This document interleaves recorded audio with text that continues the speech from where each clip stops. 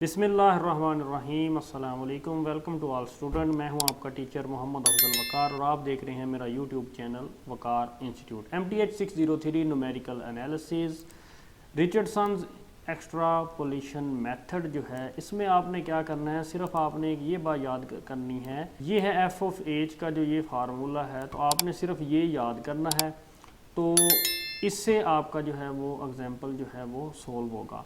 और दूसरा हमारे पास ये फार्मूला, इसमें मैंने थोड़ी सी चेंजिंग की है, इस m की जगह जो है n रख दिया है। तो ये जब मैं बोर्ड पे आपको जाऊंगा तो वहाँ पे समझाऊंगा आपको कि इससे एग्जांपल कैसे सोल्व करनी है। इस फार्मूले में कुछ गलतियाँ हैं, इसको अंडरस्टैंड करने में, तो मैंने इस फार्मूले को थोड़ा सा चेंज किया है ताकि आप बेहतर अंदाज में एग्जाम्पल को जो है वो अंडरस्टैंड कर सकें। ये एग्जाम्पल जो है हम बोर्ड के ऊपर सोल्व करते हैं। चलते हैं अपने बोर्ड पे। एग्जाम्पल है हमारे पास, using the Richardson's extrapolation limit find y prime of 0.05 to the function y is equal to -1/x। आपके हैंडआउट्स पे लिखा हुआ है, मैंने यहाँ पे y ऑफ x लिखा है। बात एक ही है, विद एज की यहाँ पे 3 कीमतें दी गई हैं, तो ये भी मैं आपको बताता हूँ ये क्या है। तो सॉल्यूशन जो है वो स्टार्ट करने से पहले आपको ये बता दूं कि जैसा कि मैंने पहले बताया, आपने ये 2 फार्मूले याद करने हैं, एक ये वाला और एक ये वाला। इसमें मैंने थोड़ी सी चेंजिंग की है, इस जो 2 के ऊपर जो m लिखा हुआ है आपके हैंडआउट्स के ऊपर, मैंने उसको n किया है। To start we take h is equal to 0.0128 the we compute f of h as. तो आपके पास ये फार्मूला है एफ ऑफ एच का आपके हैंडआउट्स के ऊपर। तो आपने सिंपल y ऑफ x है, तो x की जगह पर x प्लस एच पुट कर दें। x की कीमत आपके पास जो है वो है 0.05। जो भी मैं अब यहाँ पर x की कीमत जो है वो यूज़ करूँगा वो होगी 0.05। देन एज हम इस एफ ऑफ नॉट के लिए हम ले रहे हैं 0.0128। तो अगर x प्लस एज है तो x प्लस एज कर देंगे, माइनस का साइन है, ये माइनस इस माइनस को क्या कर देगा, प्लस करके 1/x की जगह हमने लिखना है x माइनस एज। तो x माइनस एज, ये आपके पास x की कीमत है और ये एज की कीमत है बाय 2 एज। तो आप इसको सिंपलीफाई कर लेंगे तो आपके पास ये वैल्यूज़ आ जाएंगी। और बात याद रखिए कि ये जो है, मैं इसको एफ ऑफ एच है, मैं इसको एफ ऑफ नोट भी लिख रहा हूँ।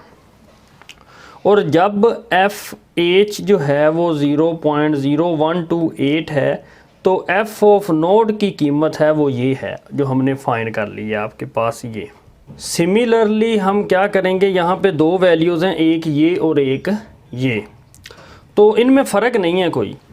अगर आप ये हम h लेते हैं ना, ये तो ये हमारा h/2 है और ये हमारा h/2 का स्क्वायर। बात वही एक है कि अगर आप इसको 2 के साथ h अगर आप इसको लेते हैं तो ये आपका h/2 है, यानी इस वैल्यू को आप 2 से डिवाइड करेंगे तो ये आ जाएगा। और h/2 की पावर 2 यानी 4 है, तो इस वैल्यू को अगर आप 4 से डिवाइड करेंगे तो आपका ये आंसर आ जाएगा।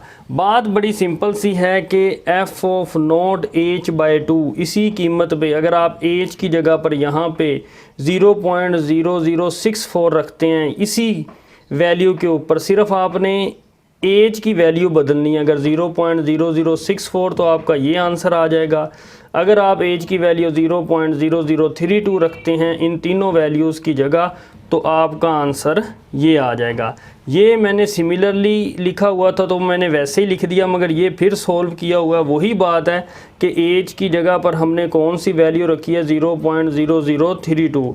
बात वही है, ये और ये 2 स्टेप सिर्फ और सिर्फ एज की वैल्यू का फ़र्क है।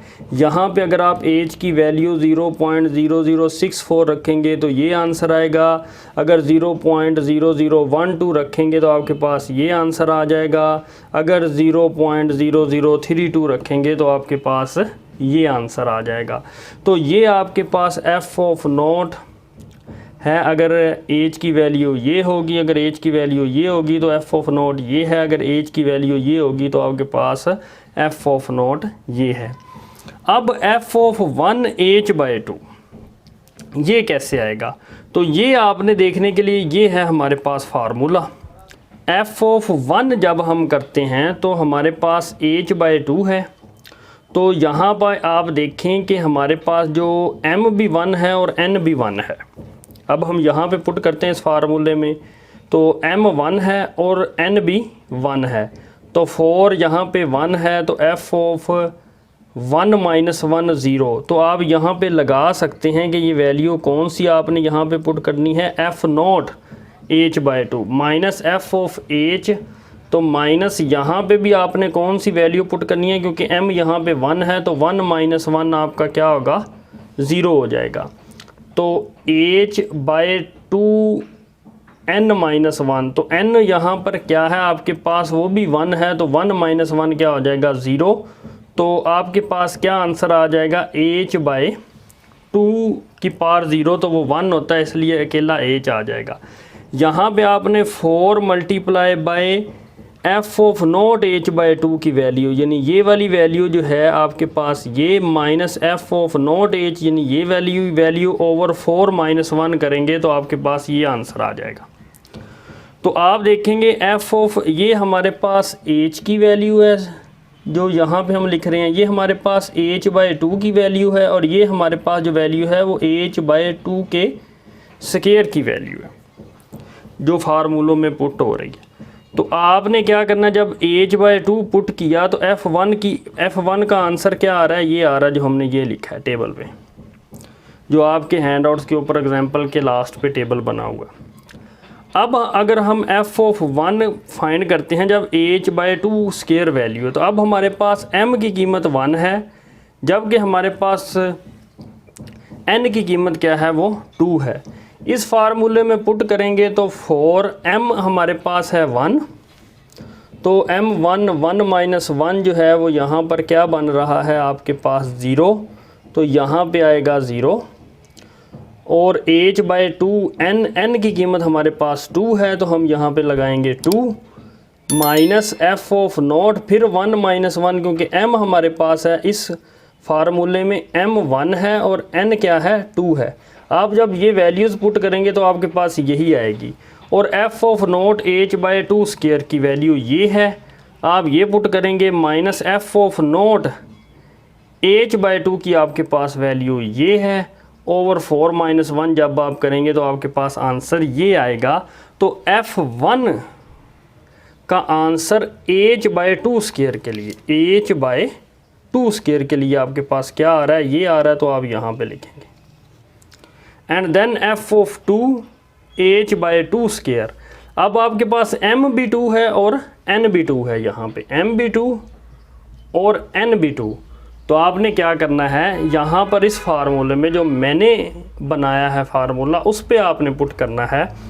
तो यहाँ पे m भी 2, n भी 2, 2, यहाँ पे 2 - 1 1, यहाँ पे 2 माइनस f(2 - 1 1) एंड h/2 2 - 1 वो 1 हो जाएगा, और यहाँ पे m की जगह भी 2 आएगा, जबकि यहाँ पे m 1 था, तो इसलिए 4 के ऊपर क्या आया है, 1 आया। तो जब आप इनकी वैल्यूज़ पुट करेंगे, 4 स्क्वायर 8, f(1 h/2 स्क्वायर की ये वैल्यू है, f(1 h/2 की वैल्यू ये है, ओवर आपके पास 16 - 1 या 15 के साथ आप डिवाइड करेंगे तो आपके पास ये आंसर आएगा। और ये आपके पास f(2) का आंसर है, जब h क्या है, h/2 स्क्वायर। तो ये है हमारे पास वैल्यू, वो यहाँ पे आपकी एग्जिस्ट करेगी। तो जबकि हमारे पास जो है आप देखेंगे कि आफ्टर 2 स्टेप्स हमारे पास जो ये वैल्यू आई है वो एग्जैक्ट वैल्यू के करीब तरीन है, क्योंकि आप जब f' 0.05 इसका जब आप डेरिवेटिव लेंगे तो आएगा 1/x²। x की जगह पे जब आप 0.05 पुट करेंगे तो आपका आंसर क्या आ जाएगा, 400। तो ये था आपका सॉल्यूशन। उम्मीद करता हूँ कि आज का लेक्चर जो है वो आपको समझ आ गया होगा। For more video subscribe to my channel and stay tune with Waqar institute.